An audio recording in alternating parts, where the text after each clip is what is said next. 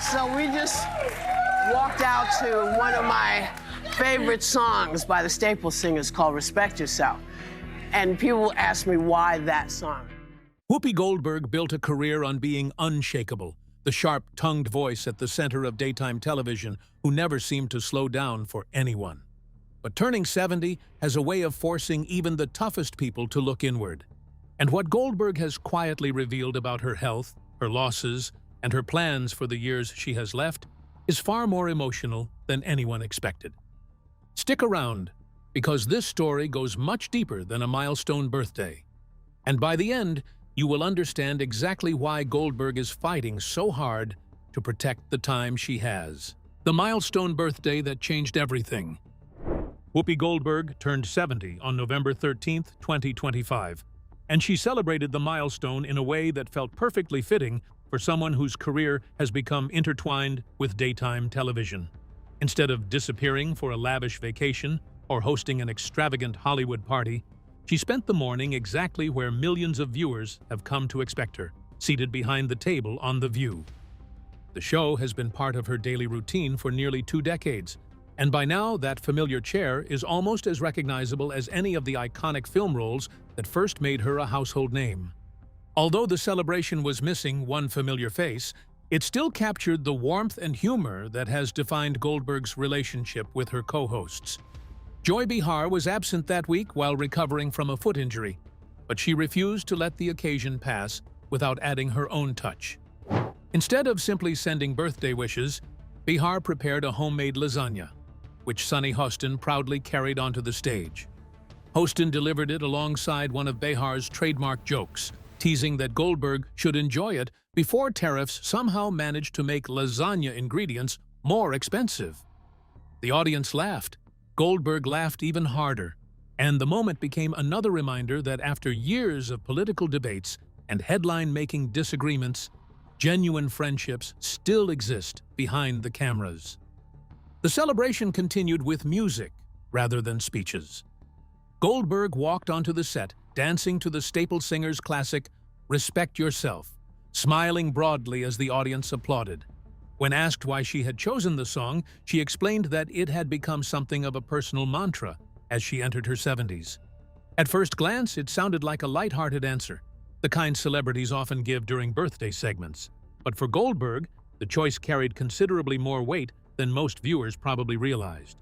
The phrase, "respect yourself," is not simply a catchy lyric that happened to fit the mood of the morning. It reflects an outlook Goldberg has relied upon through decades filled with extraordinary professional highs, painful personal losses, relentless public criticism, and serious health challenges. Maintaining respect for herself has often meant tuning out public opinion, surviving controversies that might have derailed someone else's career, and continuing to show up for work despite constant scrutiny. It has also meant accepting that aging brings its own realities while refusing to allow those realities to define every remaining year. That perspective became even clearer during an appearance on The View's companion podcast, Behind the Table, hosted by producer Brian Teta. During what could have been a routine conversation about birthday celebrations and future plans, Teta asked Goldberg a surprisingly simple question.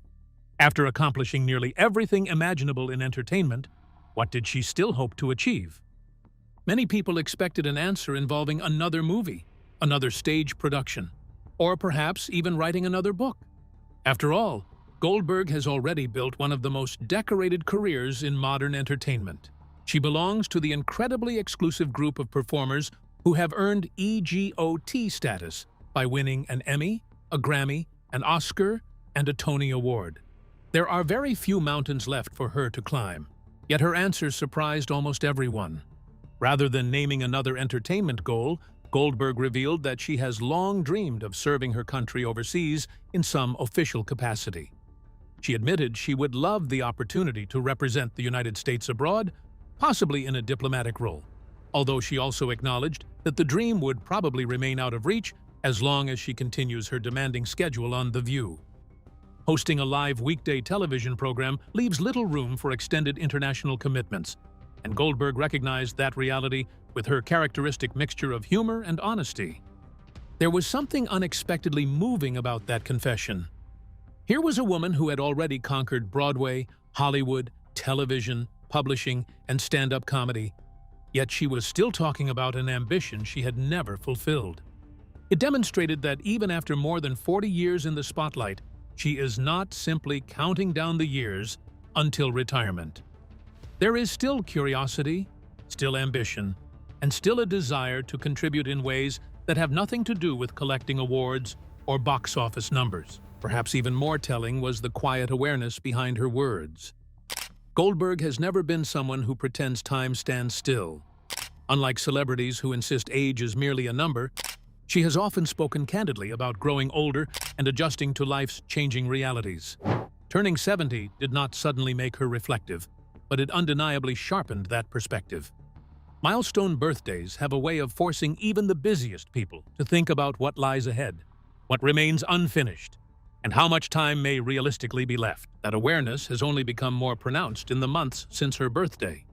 In March 2026, researchers at KFF, formerly known as the Kaiser Family Foundation, released findings examining racial disparities in life expectancy across the United States. Among the statistics receiving widespread attention was one particularly sobering figure. As of 2023, the average life expectancy for Black Americans stood at approximately 74 years. For most readers, that number was simply another statistic in a lengthy public health report. For Goldberg, however, it landed much closer to home.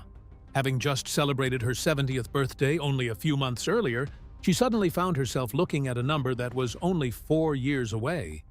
So while her 70th birthday looked joyful on television, complete with laughter, music, homemade lasagna, and friendly jokes, it also represented something much deeper. It marked the beginning of a chapter defined not by slowing down, but by recognizing that every remaining year carries greater significance than the one before. Goldberg is still dreaming, still working, and still planning for the future. But the determination driving those plans did not begin with blowing out birthday candles. To understand why reaching 70 feels so meaningful to her, you first have to go back to the devastating losses she endured and the frightening health scare that nearly ended her story years before she ever reached this remarkable milestone. The diagnosis and loss that reshaped her life. Rewind to February 2019, when Whoopi Goldberg vanished from the view for nearly 6 weeks with almost no public explanation. Fans speculated, rumors circulated, and Bihar eventually confirmed on air that something serious was happening. When Goldberg finally returned, she delivered one of the most sobering moments of her career directly to camera. She had developed double pneumonia that progressed into sepsis, a life-threatening condition in which the body's own response to infection begins attacking its organs.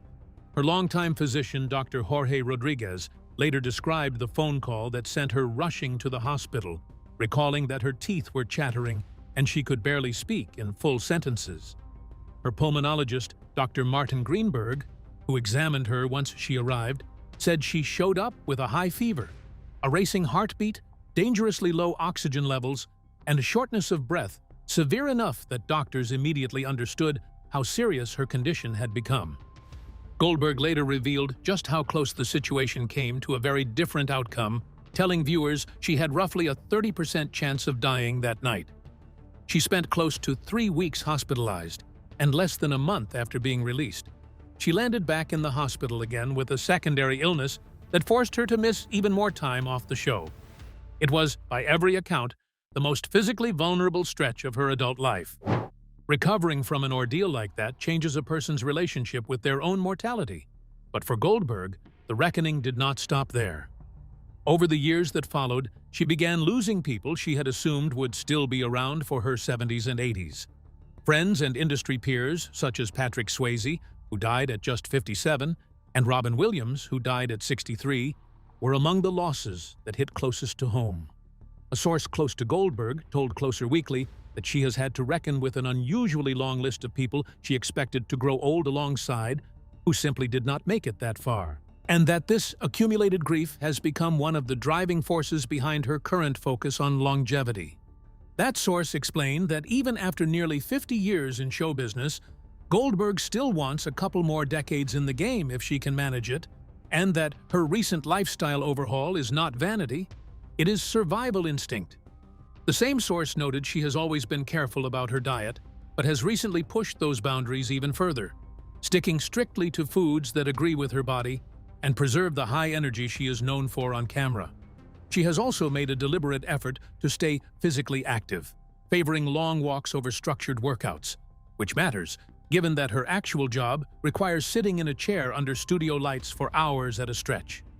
On top of that, she has quit vaping entirely, a habit she had leaned on for years, according to a 2025 interview she gave to the Daily Mail. None of this exists in isolation from the health scare that nearly killed her in 2019. It is the direct aftershock of it. A woman who came within a hospital admission of leaving this earth, deciding years later that she was not finished yet. But her health scare was not the only transformation making headlines. There was another change happening in plain sight, one that fans could not stop talking about every time she walked onto a red carpet. The transformation nobody expected. If the pneumonia scare was the private wake-up call, Goldberg's physical transformation over the past 2 years has been the public one, and it started with a moment of embarrassment rather than a doctor's warning. While promoting her 2022 drama Till, Goldberg recalled a woman approaching her and criticizing what she assumed was a fat suit used for the role. Goldberg corrected her, explaining that there was no costume involved. That was simply her body at the time. She later admitted on The Kelly Clarkson Show that she was tipping the scales at close to 300 pounds, and the exchange left her both indignant and quietly rattled. That single conversation became the spark for a weight loss journey that has since become one of the most talked about transformations in daytime television. Goldberg began using Mounjaro, a prescription medication known generically as tirzepatide that was originally developed for managing blood sugar and has since become widely used for weight loss. She has been remarkably candid about it, explaining on air that she felt no need to hide what she was doing simply because people assumed a woman her age could not lose that much weight without medical help. The results have been dramatic. By the time she attended the Oscars in March 2025, Goldberg had already dropped roughly 100 pounds, appearing in a fitted metallic gown that highlighted a visibly slimmer frame. As she continued her journey through the following year, she eventually revealed that a back injury sustained while running on wet grass had accelerated her commitment to the medication. And by late 2025, she disclosed a total weight loss of around 180 pounds, describing it as losing the equivalent of almost 2 entire people. Photos comparing her appearance from November 2025 to May 2026 circulated widely and left fans stunned at just how much her frame had changed in only a matter of months. Her transparency about the process was not just personal preference, it became a necessity. Scammers began exploiting her new appearance in early 2025, running fake advertisements across Instagram that used an artificial intelligence-generated version of her voice and mouth to promote weight loss products she never touched. Goldberg addressed the scam directly on The View, warning her audience that the ads were fabricated, that she had nothing to do with the products being pushed, and urging viewers not to trust anything, claiming she endorsed a specific pill or drink. It was a strange collision of two very modern problems, a genuine health transformation being hijacked by artificial intelligence fraud built to look exactly like her. Friends have reportedly grown concerned watching the weight continue to drop, gently encouraging her to eat more, though Goldberg has clarified that her reduced appetite is simply a side effect of the medication rather than something she is chasing intentionally. Given everything her body endured during the 2019 sepsis scare, it makes sense that both she and the people around her are paying closer attention than ever to how her health continues to evolve. But the story of what is happening to Goldberg as she enters her 70s is not only about her body. It is also about what she wants to leave behind, and the surprisingly specific legal steps she has taken to control that legacy long before she has any plans of needing them. The legacy she's fighting to protect. Perhaps the most heartbreaking part of Goldberg's journey through her 70 year has nothing to do with hospitals or medication at all. It has to do with how deliberately she has begun preparing for a future she will not be present for, and how clearly that preparation reveals what she fears most about the industry she helped build. During a conversation on The View about the contested estate battles surrounding Aretha Franklin's handwritten will, Goldberg opened up about her own legal arrangements. She revealed that her will explicitly forbids anyone from recreating her likeness as a digital hologram after her death, a clause she has discussed in detail. She explained that these kinds of posthumous recreations are often produced without the genuine consent of the person being portrayed, and that she personally finds something deeply unsettling about the idea of being brought back to a stage in digital form once she is gone. Goldberg has also stated that her will includes a separate clause requiring any filmmaker interested in producing a biopic about her life to first obtain explicit approval from her estate, a protection she raised after watching the public reaction to Andrew Dominik's controversial Marilyn Monroe biopic Blonde.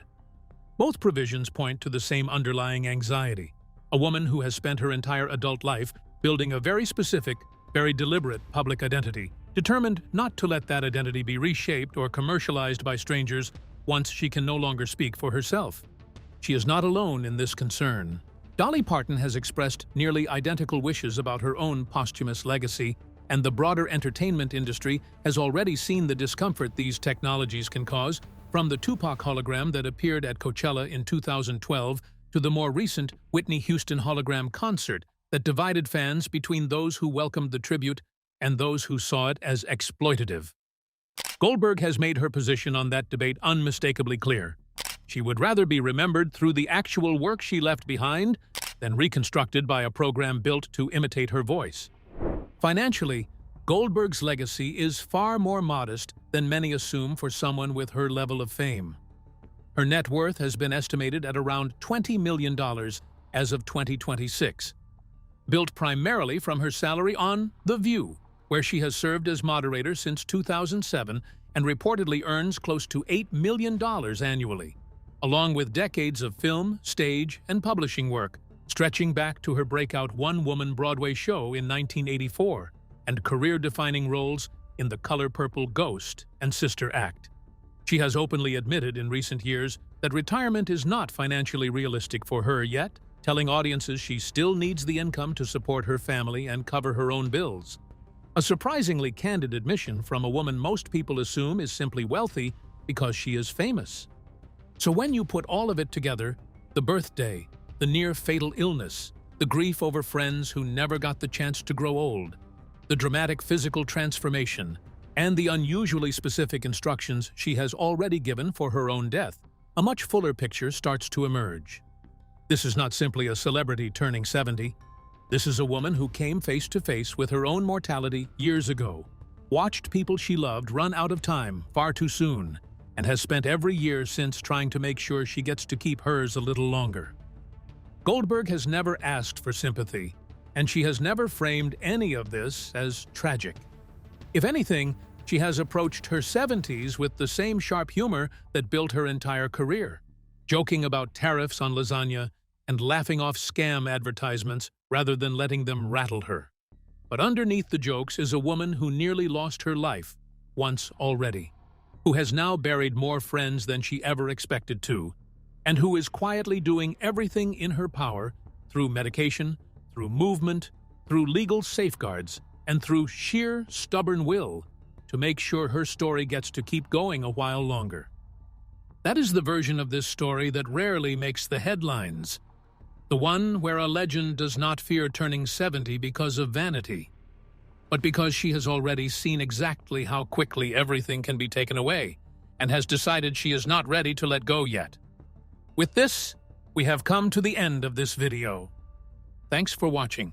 If you enjoyed this video, do well to like, comment, and subscribe for more content. To enjoy more thrilling stories, click now on the following video that pops up on your screen.